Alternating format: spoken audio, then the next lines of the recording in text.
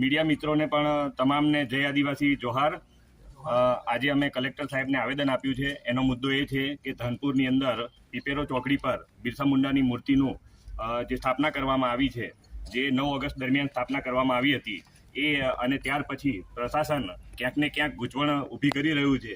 તો તેના લીધે અને એ મૂર્તિને નોટિસ પણ આપવામાં આવેલી છે કે 48 કલાકની અંદર એને ઉઠાવી લેવામાં આવે। એટલે તમામ દાહોદ જિલ્લાના તેમજ ધનપુરની મોટી સંખ્યામાં આવેલા દરેક આગેવાનો તેમજ ચૂંટાયેલા પ્રતિનિધિઓ પણ અહીં હાજર છે અને એમની ઉપસ્થિતિમાં અમે કલેક્ટર સાહેબને આવેદન આપ્યું છે।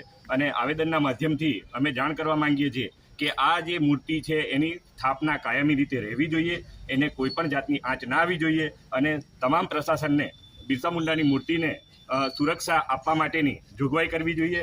અને તેમજ ચૂંટાયેલા જેટલા પણ પ્રતિનિધિ અહીં આવેલા છે એ તાલુકા પંચાયત